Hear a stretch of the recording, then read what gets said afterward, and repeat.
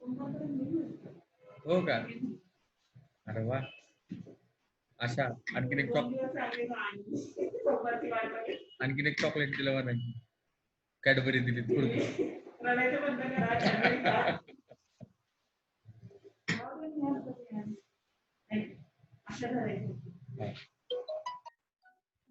हो bye.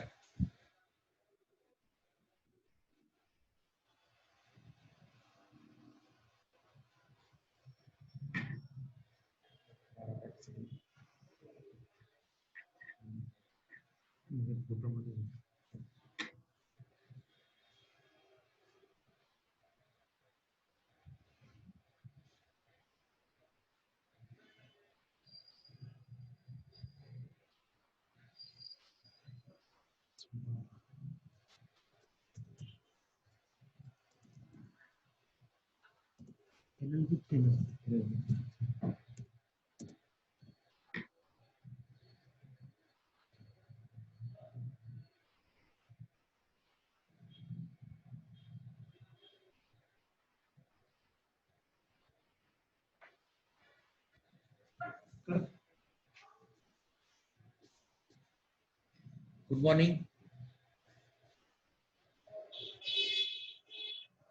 Good morning sir. Good morning. Let's good start. Morning. करूया start. Okay, last lecture we are discussing about the order number 20. आपण last लेक्चरला order number 20 आपण start केली होती आणि त्या ऑर्डरचं नाव आहे judgment and decree. Judgment and decree हे आपण ऑर्डर स्टार्ट केली होती लास्ट लेक्चरला. ओके, तर आपण एक थोडक्यात थोडीशी रिव्हिजन घेऊया.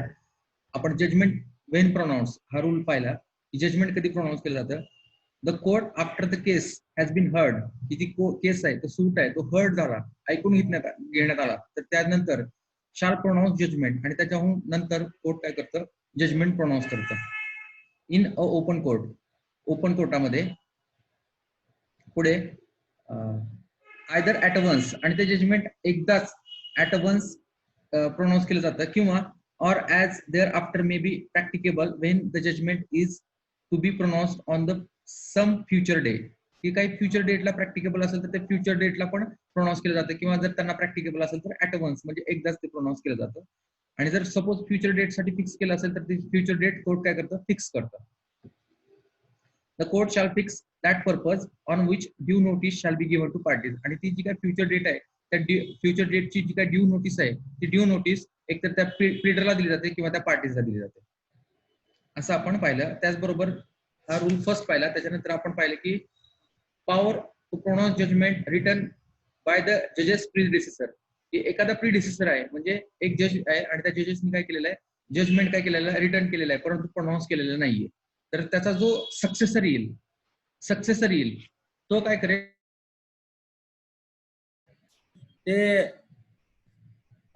ते जजमेंट काय करेल, प्रोनाउन्स करेल. त्याचबरोबर पुढे सांगितलं की जजमेंट टू बी साइन्ड, की जजमेंट आहे ते जजमेंट साइन असलं पाहिजे. जे काय जजमेंट दिलेलं आहे त्या जजमेंटवरती साइन असली पाहिजे, त्याचबरोबर त्यावरती डेट असलं पाहिजे, असा रूल 3 सांगतो. त्यानंतर rule 4 judgment of small cause court, जे काय स्मॉल कॉज कोर्ट आहेत आणि त्या स्मॉल कॉज कोर्टाचे जे काय जजमेंट आहे ते जजमेंट कसं असलं पाहिजे, judgment of small cause court need not to contain more than points for determination. तिथं फक्त सांगितलेलं आहे की जे काय स्मॉल कॉजचं कोर्टाचं जजमेंट आहे तिथं फक्त पॉइंट्स फॉर डिटर्मिनेशन असतील. तिथं जसं जजमेंट अदर केसेसमध्ये असतं तसं नसलं तरी चालतं, तिथं फक्त पॉइंट्स फॉर डिटर्मिनेशन असतात आणि ते फक्त एक्सप्लेन केले जातात. त्यानंतर पुढे आपण पाहिलं की court to state its decision on each issues, की जे काय कोर्ट इश्यू फ्रेम करेल. आपण ऑर्डर 14 प्रमाणे पाहिलं होतं की जे काय कॉन्ट्रोवर्सीज आहेत, जे काय ऍडमिशन आहेत आणि जे काय डिनायल आहे त्याच्यावरती काय केलं जातं, इश्यूज फ्रेम केले जातात ऑर्डर 14 प्रमाणे.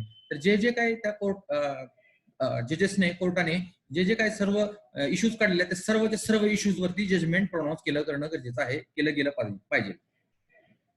त्यानंतर पुढे पाहिलं आपण की कंटेंट ऑफ डिक्री, यात ती डिक्री आहे तर त्या डिक्रीचं कंटेंट कसं असलं पाहिजे किंवा त्यात काय काय इन्क्लूड असलं पाहिजे. तर decree shall agree with judgement, जशी जजमेंट आहे तशीच डिक्री असली पाहिजे.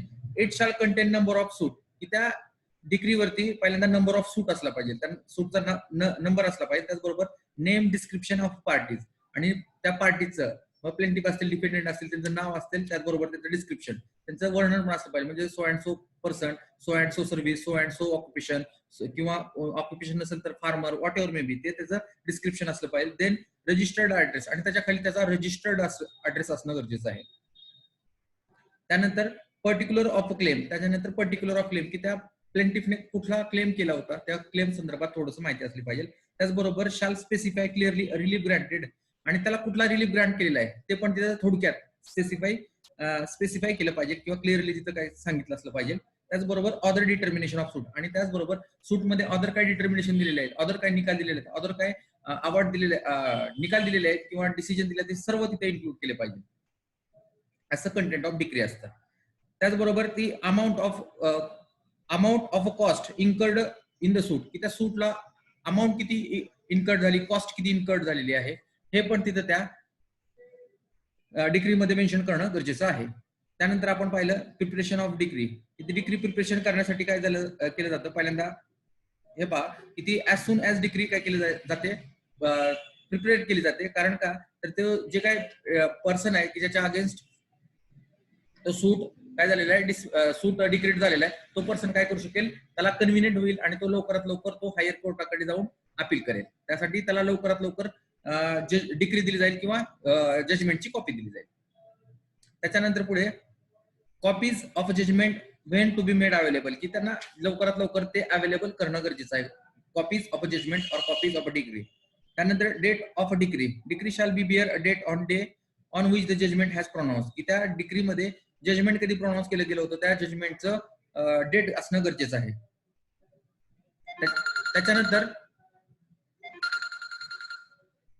त्याच्यानंतर डेट ऑफ डिक्री असलं गरजेचं आहे. त्याचबरोबर प्रोसिजर वेअर द जज has been vacates office before the signing degree. आता इथं जर सपोज एखादा पर्सन आहे, एखादा जज आहे, आणि तो जज काय झालेला आहे, व्हॅकेट झालेला आहे, आणि त्या डिक्रीवरती साईन न करताच ते व्हॅकेट झालेलं आहे. डिक्रीवरती साईन न करता ते व्हॅकेट झालेले असेल तर त्यांचे जे काय सक्सेसर असतील, ते नंतर होऊन आणणारे जे जजेस असतील तर ते त्या डिक्रीवरती साईन करतील.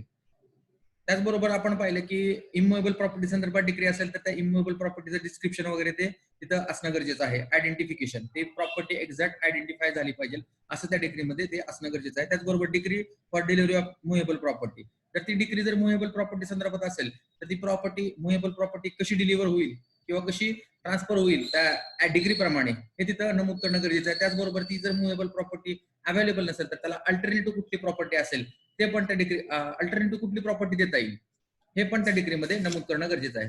त्याचबरोबर पुढे पाहिलं आपण decree may be directed to payment by the installment. आता सपोज तिथं जर इन्स्टॉलमेंट हवे असेल, त्या जजमेंट डेप्टरला इन्स्टॉलमेंट हवे असतील तर ते इन्स्टॉलमेंट पण करण्याची सोय ह्या रूल 11 प्रमाणे अवेलेबल आहे. त्याचबरोबर order after decree for payment by installment, किंवा एखादं डिग्री झालेली आहे परंतु त्या डिग्री झाल्यानंतर होऊन सुद्धा इन्स्टॉलमेंटची ऑर्डर कोर्ट करू शकतो सब रूल 2 प्रमाणे.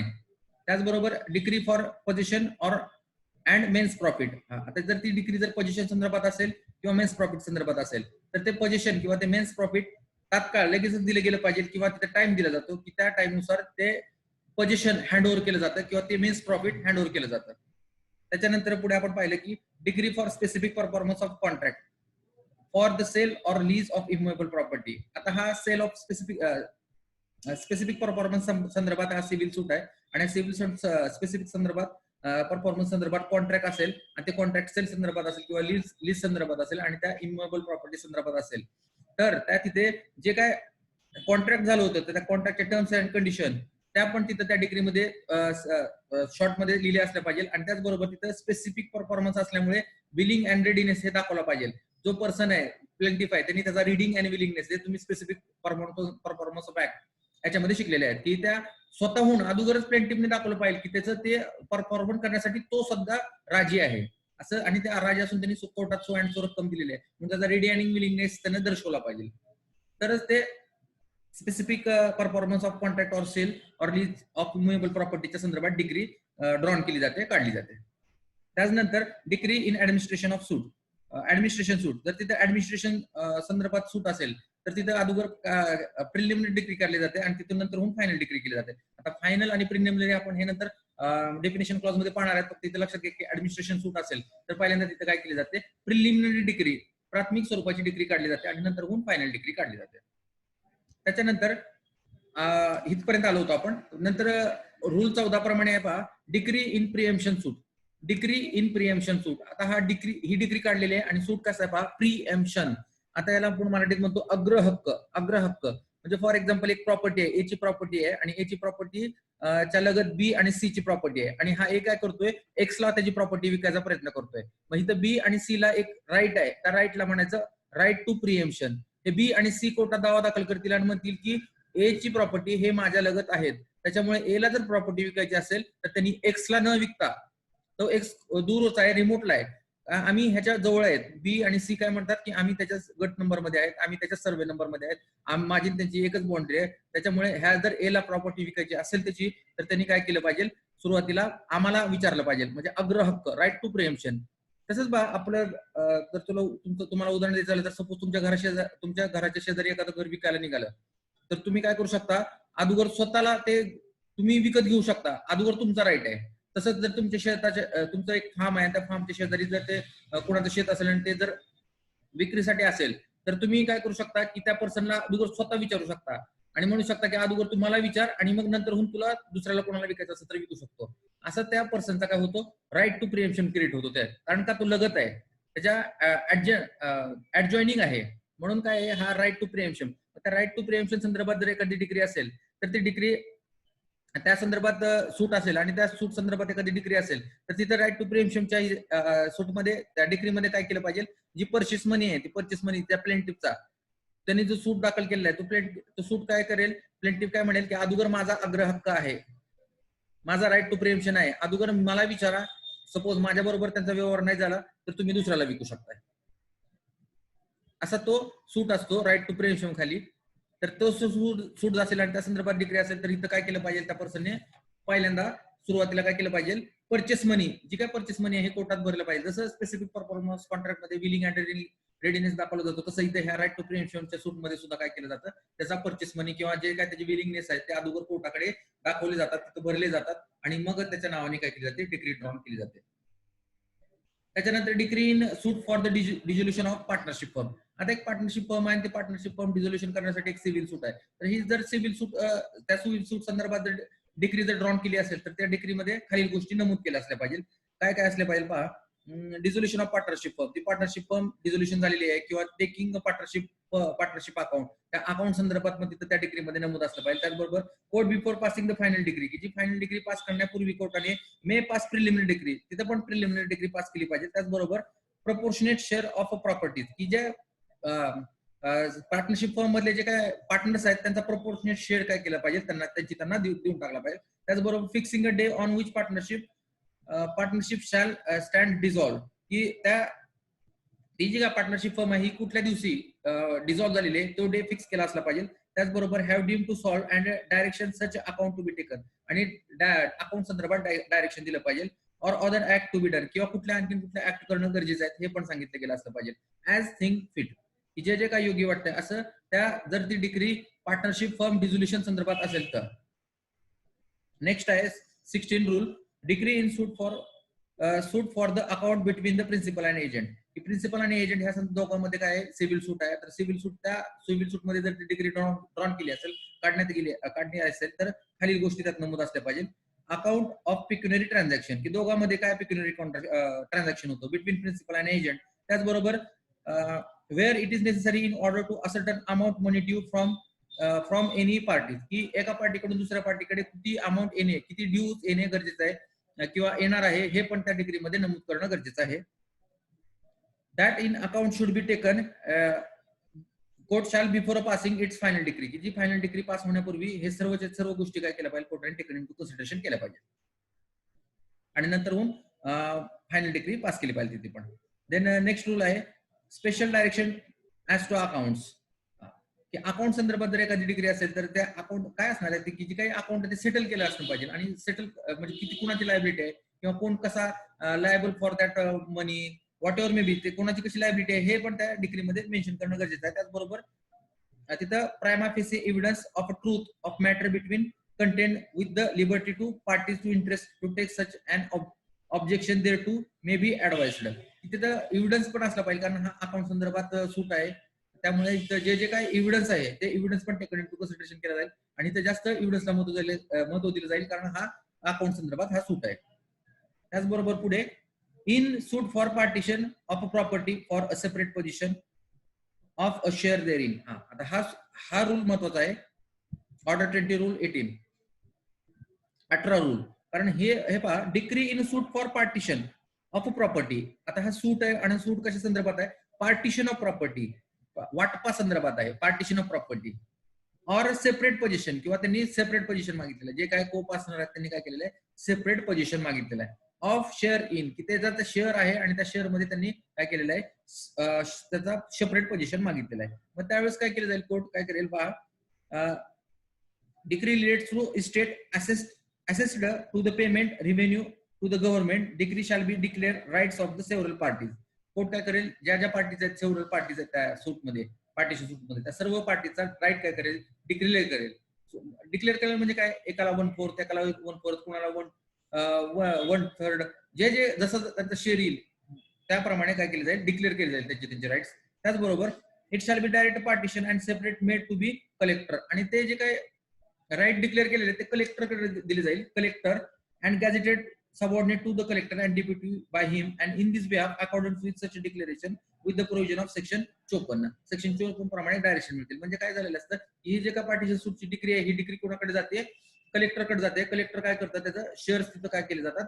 डिवाइड केले जातात. जसं राईट डिक्लेअर केलेला आहे तसं त्या राईट प्रमाणे शेअर डिक्लेअर केले जातात आणि तिथं एक्झॅक्ट तिथं मोजणीदाराकडून काय केलं जातं? तिथं त्या प्रकारे तेवढं पोझिशन, तेवढं शेअर काय केलं जातं? त्यांचा विभागून देण्यात येतो. आणि परत ते ह्याचा कलेक्टरचा परत रिपोर्ट परत कोर्टाकडे येतो. ओके, अशा प्रकारे हा decree in suit for partition आहे. Then next, decree when set off or counter claim. जर तरी डिक्री जर सेट ऑफ संदर्भात असेल किंवा काउंटर क्लेम संदर्भात असेल तर तिथे पण काय केलं जातं? तो सेट ऑफ किती रकमेचा आहे किंवा तो काउंटर क्लेम कुठल्या राईट संदर्भात आहे ते पण त्या डिग्रीमध्ये मेन्शन केलं जातं. त्याचबरोबर appeal from decree relating to set off, आणि त्या अपील फ्रॉम डिग्री पास केलेली आहे आणि ती सेट ऑफ संदर्भात आहे, तर त्या सेट ऑफ संदर्भातल्या डिग्रीच्या अगेन्स्ट अपील कसं करायचं हे पण हा रूल सब रूल सांगतो. त्याचबरोबर लास्टला आहे certified copies of judgment and decrees to be furnished. ह्या ज्या काय सर्टिफाईड कॉपीज आहेत, आपण त्याला नकला म्हणतो, त्या सर्टिफाईड कॉपीज काय केल्या जातात? फर्निश केल्या जातात. म्हणजे दिल्या जातात. कोणाला? पार्टीजला दिल्या जातात. प्लेंटिफ असेल, डिफेंडंट असेल, नंबर ऑफ प्लेंटिफ असतील, नंबर ऑफ डिपेंडंट असेल, दोघांनाही काय केले जातात? फर्निश केले जातात, दिले जातात.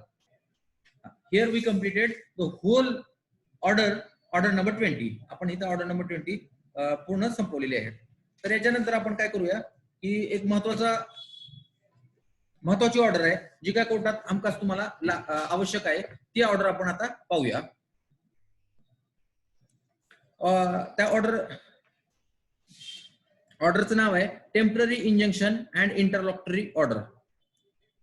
Temporary injunction and interlocutory order लिहून घ्या. टेम्पररी इंजंक्शन, तुर्त ताकीद. टेम्पररी इंजंक्शन मनाई, इंजंक्शन मनाई. टेम्पररी तात्पुरती, तुर्त. ऑर्डर नंबर किती येतो? ऑर्डर नंबर काय येतो? Order number 39. Thank you sir. 39. Most important order relating to your civil practice. हे पहा, तुम्ही जर सिव्हिल प्रॅक्टिस गेले तर तुम्हाला हे एक्झिबिट 5 सुरुवातीला चालवावं लागतं कुठल्याही सिव्हिल सूट मध्ये. जर तुम्हाला एंट्री रिलीफ काय असेल, मागणी तुमची क्लेम असेल, तर ही जी काय टेम्पररी इंजंक्शनचा जो काही ही ऑर्डर आहे, ही ऑर्डर तुम्हाला व्यवस्थित अभ्यासली पाहिजे, माहिती असली पाहिजे. नाव आहे पहा टेम्पररी इंजंक्शन. टेम्पररी इंजंक्शन, आता इथं नावातच बघा, an injunction is a judicial process. हे जे काही इंजंक्शन आहे याला एक ज्युडिशियल प्रोसेस आहे ही एक इंजंक्शन मनाई. Whereby a party is required to do, की तिथं एक पार्टी दुसऱ्या पार्टीला काय सांगते? रिक्वायर्ड टू डू, काहीतरी कर, किंवा ऑर रिफ्रेन फ्रॉम डुईंग, किंवा तुम्ही काहीतरी करू नका. एकतर काहीतरी करायला भाग पाडते किंवा काहीतरी करू नका असं सांगते. Refrain from doing any particular act, किंवा ती कुठलीही ऍक्ट आहे. एक प्लेंटिफ काय म्हणतो? डिफेंडंटने हे गोष्ट करावी असं टेम्पररी इंजंक्शन मध्ये मागितलं, किंवा कुठली तरी गोष्ट करू नये असं दोन्हीपैकी एक गोष्ट त्यांनी काय केलेली असते? मागणी केलेली असते. It is in nature of preventive relief. हा प्रिव्हेंटिव्ह रिलीफ संदर्भात स्वरूपाचा नेचरचा एक रिलीफ आहे. हा रिलीफ आहे प्रिव्हेंटिव्ह रिलीफ. त्याचं नेचर आहे preventive relief. Because he fears possible future injury. की इथं ही कशामुळे टेम्पररी इंजेक्शन मागितलेली असते तर तिथं काय फिअर्स पॉसिबल फ्युचर इंजुरी, की ती जी काय प्रॉपर्टी आहे त्या प्रॉपर्टीला इंजुरी होणार आहे भविष्यामध्ये अशी भीती असते, फिअर असते. म्हणून it means purpose to preserve subject matter. की आणि ह्या इंजेक्शनचा मेन पर्पज आहे to preserve subject matter. Preserve subject matter, जी काय सब्जेक्ट आहे सूटचा सब्जेक्ट मॅटर आहे, जो सूट कशा संदर्भात आहे ती जी काय सब्जेक्ट मॅटर आहे तो सब्जेक्ट मॅटर प्रिझर्व करणे हा सगळ्यात महत्वाचा पर्पज आहे, हेतू आहे ह्या इंजेक्शनचा. सूट इन स्टेटस को फॉर टाइम बिंग. आणि इथं अशी मागणी केलेली असते की तो जो सूट आहे तो सूट काय केला पाहिजे स्टेटस को ऍज इट इज, जैसे थे. आपण त्याला मराठीत म्हणतो जैसे थे परिस्थिती. स्टेटस को क्लेम केलेला असतो त्या लॉयरने थ्रू ह्या टेम्पररी इंजेक्शन नुसार. Injection are two kinds. आता हे इंजेक्शन दोन प्रकार आहेत इंजेक्शनचे, temporary injection and perpetual injection. एक तर ते टेम्पररी इंजेक्शन असतं किंवा ते परपेच्युअल इंजेक्शन असतं. आता परपेच्युअल नावातच आहे कायमस्वरूपी मनाई आणि तुर्तातुर्त मनाई. टेम्पररी असेल तुर्तातुर्त, परपेच्युअल कायमस्वरूपी. परपेच्युअल इंजेक्शन, आता तुम्ही जरा थोडा बुद्धीला ताण द्या आणि तुम्ही परपेच्युअल इंजेक्शन कुठं शिकले का ते विचार करा की हे तुम्हाला परपेच्युअल इंजेक्शन झालेलं आहे. Perpetual injection restrains from party for ever doing an act specified. की एक पार्टी दुसऱ्या पार्टीला एखादी ऍक्ट पासून कायमस्वरूपी टाळावं असं मागणीसाठी परपेच्युअल इंजेक्शन काय करते इन्स्टिट्यूट करते. आणि हे परपेच्युअल इंजेक्शन सांगितलं स्पेसिफिक रिलीफ ऍक्ट मध्ये झालंय ना. येस पुढे आहे. It is regulated by section. कुठं सांगितलंय हे पहा. हे सांगितलेलं आहे बा सेक्शन 54 ते 57. सेक्शन 54 ते 57 ऑफ स्पेसिफिक रिलीफ ऍक्ट. हा डील करतोय परपेच्युअल इंजेक्शन साठी. Okay. And can be granted by only by decree passed after. आणि हे जे काय परपेच्युअल इंजेक्शन आहे हे कधी ग्रांट होतं जेव्हा डिग्री पास होते, जेव्हा डिग्री हुकुमनामा पास होतो तेव्हा हे परपेच्युअल इंजेक्शन ग्रांट होतं. The hearing of a suit on merit. आणि तो सूट कसा डिक्रीड होतो ऑन मेरिट. म्हणजे काय त्याच्यावरती गुणदोषावरती चालतो. म्हणजे प्लेंटिफचं म्हणणं, डिफेंडंटचं म्हणणं, प्लेंटिफचे एव्हिडन्स, डिफेंडंटचे एव्हिडन्स, दोघांचे आर्ग्युमेंट आणि ते गुणदोष म्हणजे त्यात मेरिट काय एव्हिडन्स आहे काय मेरिट आहे ते अगोदर तपासलं जातं. आणि मग हा परपेच्युअल इंजेक्शनच्या सूटमध्ये काय दिला जातो डिग्री पास केली जाते आणि हा परपेच्युअल इंजेक्शन काय केलं जातं ग्रांट केलं जातं. आणि त्या संदर्भात हा सेक्शन आहे 54 ते 57 specific relief act perpetual injection साठी. आता temporary injection on other hand. आता टेम्पररी इंजेक्शन कुठे सांगितलेलं तर हा 39 order. Ensure only for a specific period. हा टेम्पररी इंजेक्शन कसा असतो स्पेसिफिक पिरियडसाठी असतो, ठराविक कालावधीसाठी असतो. फॉर इन्स्टन्स, आता उदाहरण द्यायचं झालं तर अंटिल नेक्स्ट हिअरिंग. आता कधी कधी हा टेम्पररी इंजेक्शन कुठपर्यंत असतो पुढच्या तारखेपर्यंत, next hearing or until the disposal of suit. किंवा एखादा सूट जोपर्यंत डिस्पोजल होत नाही तोपर्यंत हे टेम्पररी इंजेक्शन असतं. It is regulated by provision of the order 39 of this code. की हे टेम्पररी इंजेक्शन कसं रेग्युलेट केलं जातं according to order 39 of this code. ह्या कोडनुसार 39 order. And can be granted on interlocutory application. आणि हे कसं ग्रँट होतं एक इंटरलोक्युटरी दरम्यानचं एक अंतरिम ऍप्लिकेशन. इंटरलोक्युटरी म्हणजे नॉट अ फायनल. हे इंटरलोक्युटरी ऍप्लिकेशन केलं जातं कुठल्याही स्टेजला at any stage of a सूट. कुठल्याही स्टेजला ऍट एनी स्टेज. असं गरजेचं नाही की त्यांना एक्झिबिट 5 चालवायचे हे निशाणी 5 टेम्पररी इंजेक्शनची सुरुवातीला दाखल करणं. तर कुठल्याही स्टेजला जेव्हा त्या प्रॉपर्टीला इमिनेंट डेंजर क्रिएट झालेला असेल की असं प्लेंटिफला वाटलं की आता हा डिपेंडंट काय करतोय प्रॉपर्टीला थर्ड पार्टी इंटरेस्ट क्रिएट करतोय तर त्या सूटच्या कुठल्याही स्टेजला हा प्लेंटिफ काय करू शकतो तिथे इंजेक्शनचं ऍप्लिकेशन इंटरलोक्युटरीचं ऍप्लिकेशन देऊ शकतो. आणि त्याला काय झालेलं असतं फिअर झालेली असते की ह्या प्रॉपर्टीमध्ये थर्ड पार्टी इंटरेस्ट क्रिएट होणार आहे. Then next the court has a power to grant temporary injection in restraint certain acts.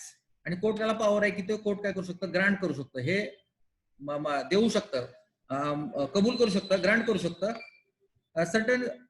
Certain restriction of the defendant, तर ते डिफेंडंटला रिस्ट्रिक्शन देतो for the purpose of staying and preventing wasting the damage, alienation, sale, removal or disposal of property. आणि ह्या injection grant करण्यामागं, temporary injection grant करण्यापाठीमागं हा उद्देश असतो की एकतर त्या प्रॉपर्टीचं वेस्ट नाही झालं पाहिजे, त्या प्रॉपर्टीचं काही नुकसान नाही झालं पाहिजे, त्याचबरोबर डॅमेज नाही झालं पाहिजे, त्याचबरोबर एलिनेशन, त्याचं दुसऱ्याला कोणाला एलिनेशन, दुसऱ्या कोणाला तब्दील करू नये असं पण ते एलिनेशन न झालं पाहिजे यासाठी हे टेम्पररी इंजेक्शन दिलं जातं. त्याचबरोबर सेल आउट किंवा त्या प्रॉपर्टीचं सेल नाही झालं पाहिजे, ती जी काय सूट प्रॉपर्टी आहे त्याचं सेल नाही झालं पाहिजे. त्याचबरोबर रिमूव्हल और डिस्पोजिशन, किंवा त्याचं रिमूव्हल करायचं असेल डिफेंडंट तर ते रिमूव्हल नाही झालं पाहिजे, किंवा डिस्पोजिशन करत असेल डिफेंडंट तर ते डिस्पोजिशन नाही झालं पाहिजे. त्यासाठी हे कोर्ट काय करू शकतं, टेम्पररी इंजेक्शन अलाउड करू शकतं against डिफेंडंट. Disposition of the plaintiff or otherwise causing an injury or the plaintiff in relation to suit property. Such injunction is granted till disposal of suit.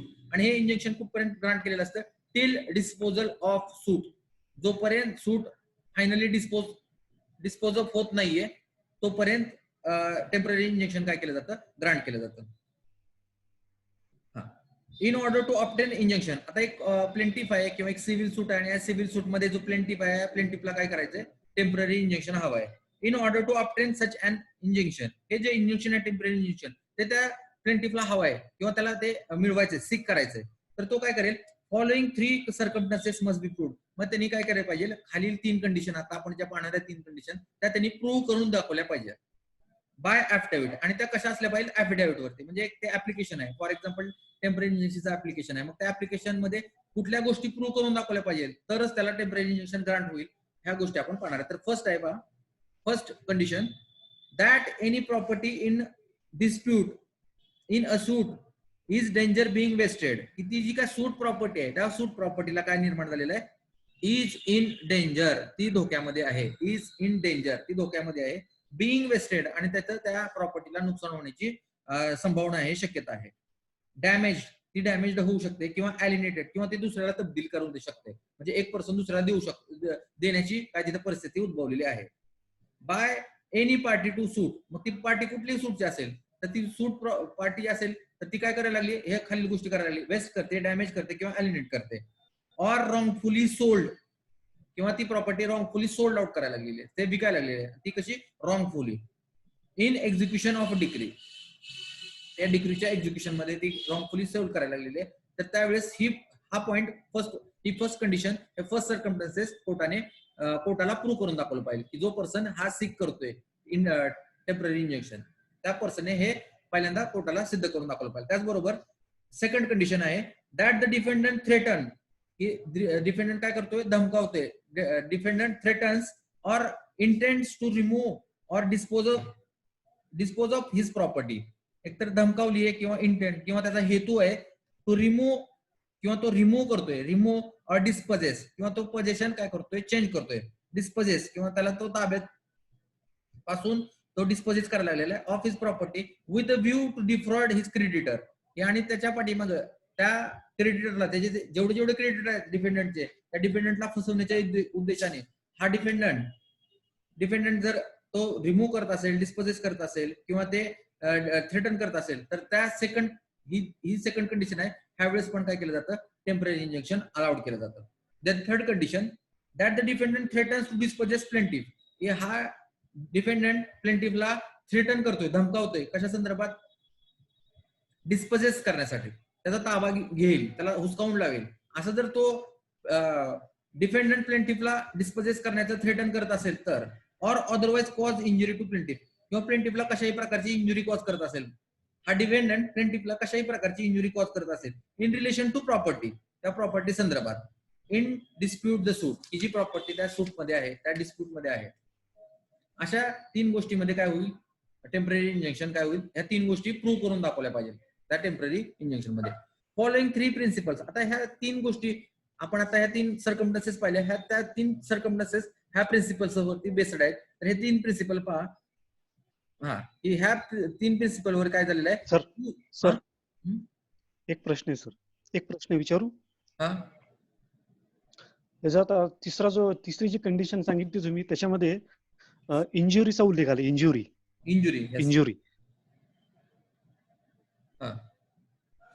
आता इंजुरी जर झाली तर जसं सिव्हिल केस होईल तसं criminal केस सुद्धा होईल ना? क्रिमिनल केस पण होते की बऱ्याच केसेस होतात. हो. हा, बस एवढंच क्लिअर करायचं होतं, बाकी थँक्यू आणि, सर. परत एकदा आपण टॉर्ट मध्ये जाऊया. Injury, violation of legal right. Injury, violation of legal rights. Yes sir. Got it? Yes sir. Injuria sine damnum, damnum sine injuria. Thank you. हा, तर there are 3 principles regarding granting the injunction. आता injunction grant करण्यासाठी 3 principles आहेत. आपण हे principles आपण पाहूया. First principle आहे प्रायमा फेसी केस. प्रायमा फेसी केस ही सकृत दर्शनी म्हणजे हा प्लेंटिफ आहे आणि हा डिफेंडंट आहे. हा प्लेंटिफ काय म्हणतो, मला टेम्पररी इंजेक्शन हवंय. मग ह्या प्लेंटिफनी प्रायमा फेसी केस त्याची काय आहे हे त्यांनी प्रूव्ह करून दाखवलं पाहिजे. प्रायमा फेसी केस, सकृत दर्शनी पुरावा. सकृत दर्शनी म्हणजे काय, की अगदी पाहता क्षणी कोर्टाला पण असं दिसलं पाहिजे की खरंच ह्याच्याच पोझिशन मध्ये प्रॉपर्टी आहे, ह्याच्याकडे सगळे डॉक्युमेंट्स आहेत, हाच टायटल क्लिअर आहे, त्याचेच टायटल, असं प्लेंटिफने प्रायमा फेसी केस त्याची दाखवली पाहिजे. हे प्रायमा फेसी केस हे एक फर्स्ट प्रिन्सिपल आहे regarding the granting the temporary injunction. Okay. In fact and circumstances of it individual case. मग ती प्रत्येक केस आणि प्रत्येक सर्कमस्टन्सेस वेगळे असतील. There must be exist a strong possibility that petitioner has ultimate chance to success in a suit. की इथं प्रत्येक वेगवेगळ्या फॅक्ट्स असतील, परंतु इथं प्लेंटिफला स्ट्रॉंग अशी बिलीफ असला पाहिजे की ते सक्सीडच करणार आहे, म्हणजे त्याला त्याच्यावरती जेन्युइनली खरंच अन्याय झालेला असेल, असं झालेलं आहे असं त्यानं कोर्टाला दाखवलं पाहिजे. The concept has been otherwise expressed and saying that there must be a prima facie case. आणि त्यांनी असं दाखवलं पाहिजे की हे पहा, हे सकृत दर्शनी सर्व पुरावे, माझं पोझिशन आहे, माझ्याकडे सर्व पुरावे आहेत, माझ्याकडे सर्व डॉक्युमेंट्स आहेत, हे पहा, असं कोर्टाला असं त्यांनी दाखवलं पाहिजे आणि सांगितलं पाहिजे की प्रायमा फेसी केस माझ्या बाजूने आहे असं. सेकंड प्रिन्सिपल आहे इररिपेरेबल इंजुरी. आणि सेकंड असं प्रूव्ह करून दाखवलं पाहिजे ह्या प्लेंटिफने, जो कोण असेल इंटरलॉक्टरी ऍप्लिकेशन करणारा जो पर्सन असेल आणि त्याला त्याच्या फेवर मध्ये टेम्पररी इंजेक्शन ग्रांट करायचं, त्या पर्सनने सेकंड प्रिन्सिपल असं प्रूव्ह करून दाखवलं पाहिजे की इररिपेरेबल इंजुरी, की त्याला जो लॉस होणार आहे तो लॉस कसा आहे, इररिपेरेबल आपण त्याला मराठीत म्हणतो कधीही भरून न येण्याजोगा.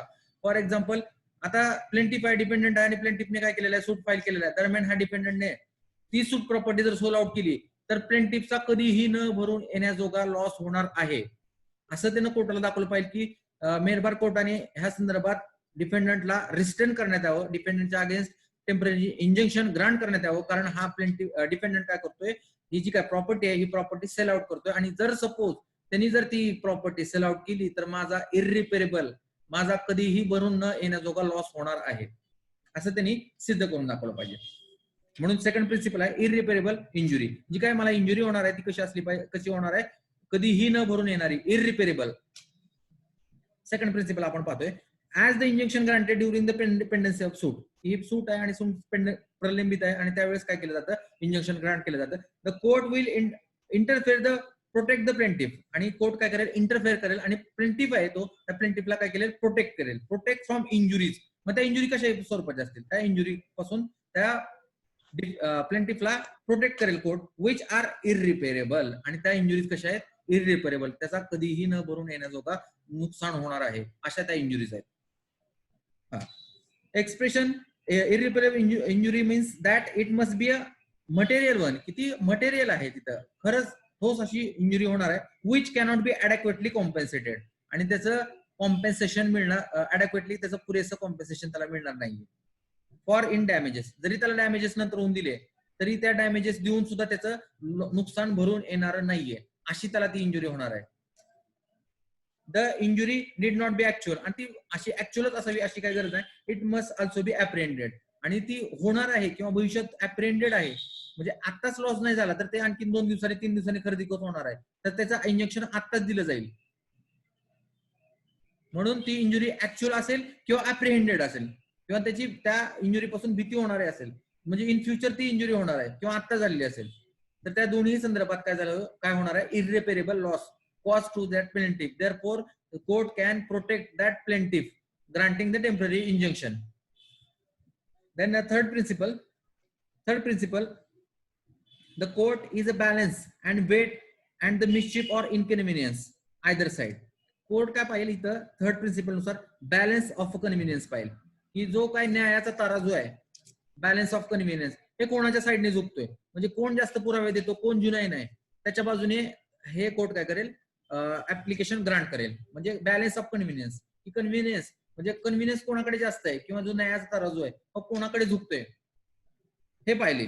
The court has a balance and weight the mischief or inconvenience to the either side before issuing or withholding the injunction. की हे इंजंक्शन जो होल्ड करायच्या पूर्वी अगोदर पाहिजे कोर्ट की कोणाच्या अगेन्स्ट हे इनकन्व्हिनियन्स होणार आहे आणि कोणाला न्याय मिळणार आहे कोणाला जस्टिस मिळणार आहे हे अगोदर प्रिन्सिपल हे कोर्ट पाहिजे. This principle can be expressed by saying that court is to look the balance of convenience. तर आपण सोयीचं संतुलन म्हणतो, सोयीचं संतुलन बॅलन्स ऑफ कन्व्हिनियन्स, की बॅलन्स ऑफ कन्व्हिनियन्स कोणाकडे जास्त आहे आणि कन्व्हिनियन्स केला जाईल. म्हणजे एकतर त्याला प्लेंटिफला प्रोटेक्ट पण करायचंय आणि त्याचबरोबर डिफेंडंटचं पण, सपोज त्या ऑर्डरनुसार डिफेंडंटचं नुकसान होत असेल तर ते पण त्याला करायचं नाही. म्हणजे दोघांनाही जस्टिस द्यायचंय त्यांना. बॅलन्स ऑफ कन्व्हिनियन्स म्हणजे कोणाच्याही एका बाजूने न्याय दिला नाही पाहिजे तर दोघांचाही विचार केला पाहिजे. प्लेंटिफला पण प्रोटेक्ट करायचं त्याचबरोबर डिफेंडंटचा पण लॉस नाही झाला पाहिजे. अशी त्याला बॅलन्स ऑफ कन्व्हिनियन्स करायचं असं त्या जजेसला कोर्टाला काय करायचं निकाल द्यायचं. म्हणून हे बॅलन्स थर्ड प्रिन्सिपल आहे बॅलन्स ऑफ कन्व्हिनियन्स. हे पण तिथं ऍप्लिकेबल केलं जाईल, हे पण तिथं टेकन इनटू कन्सिडरेशन केलं जाईल आणि तरच काय केलं जाईल हे जी काय टेम्पररी इंजेक्शन आहे हे टेम्पररी इंजेक्शन ग्रांट करण्यात येईल. ओके, स्टॉप करू आपण. एक 3-4 मिनिट राहिल्यात तर काही क्युरीज असेल तर सांगा मग. हो सर, सिलेबस तुम्ही ग्रुपवर सेंड करताल का? सिलेबस आपला काय सीबीसीचा तो तोंडी असं सांगू शकताल? हो हो हो, येस सर, थँक्यू सर. आग्रह हक्कामध्ये भाऊ पण हे करू शकतो ना, क्लेम Yes, करू yes. शकतो का? येस भाऊ पण करू शकतो. सपोज 4 भाऊ आहेत आणि त्यातला एक नंबरचा भाऊ प्रॉपर्टी थर्ड पर्सनला विचारा, विकत असेल. तुम्ही पण म्हणू शकतात की पहिल्यांदा मला विका आणि मग तुम्ही दुसऱ्याचा विचार करा. आणि एक्झिबिट 5 आणि 6 मध्ये काय फरक आहे? एक्झिबिट 5 म्हणजे आता आपण हे टेम्पररी इंजेक्शन पाहिले ते एक्झिबिट 5 Injunction. आणि 7 त्याचे हे असतात, त्याचे ऍफिडेव्हिट असतात. ऍफिडेव्हिट. Thank you sir. सर अगर हक्कामध्ये हॅलो हा बोला की. हा सर, अगर हक्कामध्ये समजा एखाद्या प्लॉटची विक्री झाली आणि शेजारच्यांना न कळवता जर विक्री झाली तर काय होईल? शेजारच्यानी काय झाली? अगर हक्क जर विक्री कोणी केली. क्लेम केला नाही आणि प्लॉटची विक्री झाली आणि नंतर जर त्यांनी क्लेम केला की मी शेजारी राहत होतो, मला न विकता यांनी परस्पर दुसऱ्याला विकली, नाही अशा केस मध्ये काय होऊ शकेल? नंतर होऊन नाही होणार ते. तिथं त्याने विक्री होण्याच्या अगोदर त्याने क्लेम केला पाहिजे. पण मी त्याला म्हणजे सपोज त्याला न कळवता जर विकलं आणि त्यांनी सांगितलं की मला कळलंच नाही प्लॉट विकला कधी ते, नाही परत त्याला ऑब्जेक्शन, कारण परत सेल आउट झालेली आहे प्रॉपर्टी, परत तो क्लेम करेल परंतु त्याला जे म्हणजे त्याची मागणी पूर्ण होणार नाही कारण ऑलरेडी ती प्रॉपर्टी आता सेल आउट झालेली आहे. Okay, thank you sir. हो. थँक्यू.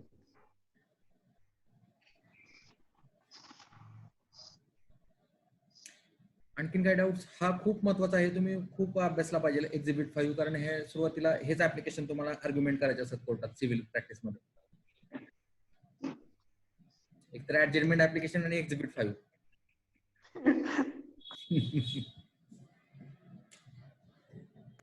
पण सर आपण जर ऍप्लिकेशन केलं पण ते हे करून घ्यावं लागतं ना कोर्टाकडून, काय करून घ्यावं लागतं ना, नुसतं ऍप्लिकेशन देऊन उपयोग नाही ना, आर्ग्युमेंट करायचं प्रायम ना. दाखवावं लागतं. हा, मग आता तुम्ही जर सपोज एखादा केस आहे तुमच्याकडे सो अँड सो प्लेंटिफ आहे तर प्लेंटिफला तुम्ही प्रूव्ह करून दाखवायचं पहिल्यांदा त्याचं काय प्रायमा फेसी केस आहे, मग त्याची प्रायमा फेसी केस, त्याचा गट नंबर सो अँड सो आहे, त्याचं डॉक्युमेंट तुमच्याकडे आहे हे ते दाखवलं पाहिजे. त्याचबरोबर इरिपेरेबल लॉस, की हा डिपेंडंट त्याला कसा त्रास देतोय, त्याची कशी इंजुरी करतोय किंवा त्याचा कसा प्रॉपर्टीला कसा डिस्पोजेस करतोय हे इरिपेरेबल लॉस दाखवलं पाहिजे. आणि बॅलन्स ऑफ कन्व्हिनियन्स, की सोयीचं संतुलन त्याच्या बाजूने कसं आहे हे त्यांनी दाखवलं पाहिजे. अशा 3 प्रिन्सिपल्स आपण आता नाही का सांगितले ते तुम्ही प्रूव्ह करून दाखवलं पाहिजे जजेसला.